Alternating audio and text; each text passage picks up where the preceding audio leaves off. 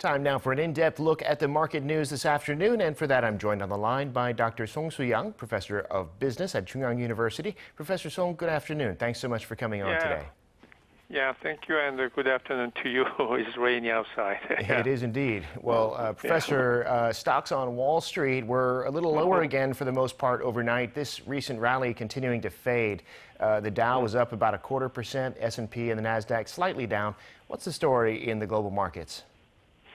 Yeah, in the globally, particularly in the U.S. market, had shown just a little bit mixed fluctuation of the Dow Jones industry average and the Nasdaq Composite and the S&P 500 as a little bit negative and a positive sign. But however, in the globally, the Japan Nikkei 225 has been reduced by 1.54%, and the UK FTSE 100 also 1.52, and the DAX index in Germany has been reduced by 1.86 percentage point. Of interest lies in the increase of the volatility index, the so-called the VIX, the fear index of the uncertainty of the capital market, has been increased by 4.3%. But however, in East Asia, China market, Shanghai Composite has been increased by 1.1 percentage point. So this may reflect the current economic situation in globally, and so I expect, particularly when I see the stock markets and also bond market is quite interesting, because in the U.S. The bond, 30-year bond and the 10-year Treasury note, 7-year or 5-year Treasury note the yield has been changed negatively all.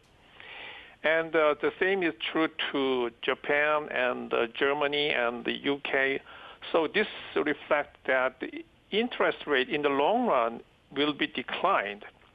And also this reflects the current situation in the globally, particularly when according to the analysis in the US this March, it has shown that once the Biden administration just removed the tariff imposed by Trump administration, so if the current Biden administration promotes some trade liberalization, that could help reduce the burden of CPI increase by 2%.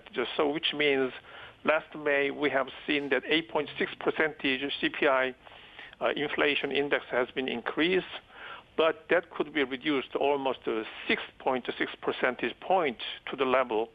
So which means it could eliminate quite a burden of inflation. So that might reflect I have heard that within the Biden administration cabinet they have debated whether to remove some tariff imposed by the Chinese imports to U.S. That could help reduce the burden of the inflation quite a lot. So that might be reflected in the capital market. Well, that's really interesting. Anything we can do to bring inflation down, and interesting you mentioned bonds. Those have not been doing so well for investors the first half of this year, and stocks, of course, they say their worst first half of the year since 1970. But Korean stocks today, another pretty significant sell-off on the KOSPI, down significantly, almost 2%. A bounce back for automakers, but LG Energy Solution and Samsung SDI off by quite a lot, 5-6%, and the KOSPI down about 2.2%, and the exchange rate still up there at 1,300. Tell us about the domestic market. Yeah, actually, currently the Ukraine and the Russian war and the geopolitical uncertainty is a major burden and on the world capital market and the world global economy. However, in particular, Korean capital market has suffered too much from the outflow of the foreign investors, and institutional investors decided to sell off, as you mentioned. So why the Korean capital market has suffered so much? Because of the current geopolitical situation in Korean economy is right now, we are more likely to lose the our market in China because of some political issues.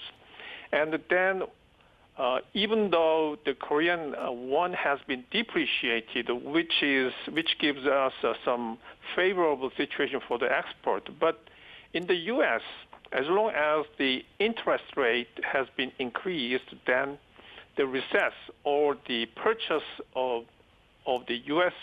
economy, particularly for some imports from Korea and East Asia, as long as it is not recovered yet, then the Korean export is not as favorable as it used to be, but the Korean economy seems to lose the market in China.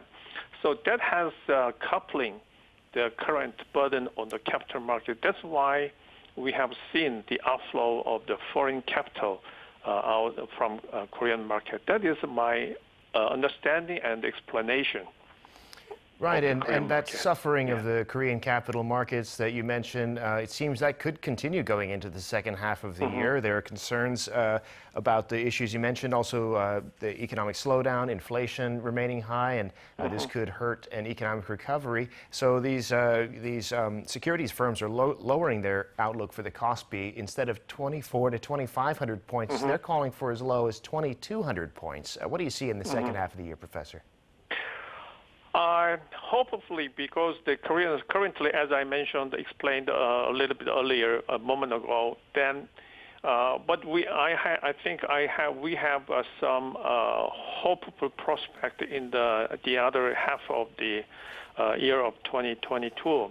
The reason is, as long as the Korean incumbent government decided to separate the issue of the security and the geopolitical issue from the economic issue. So therefore, as long as the Korean economy or some companies, they have offering some favorable economic conditions to the United States, whereas the government should make efforts to keep the East Asian market, particularly in Chinese market. So as long as that could be accomplished, so we have to maintain the balance between some economic issues and some political issues, and then we could have some positive aspect in the later half of the year of 2022. So that is the point where the capital market will change the trend of declining, and then foreign investors may most likely to respond promptly. Well, we can hope the government can manage that situation with the Chinese market. Professor, we're going to have to leave it there for today. Thank you, as always, for coming on. We really appreciate it. Thank you.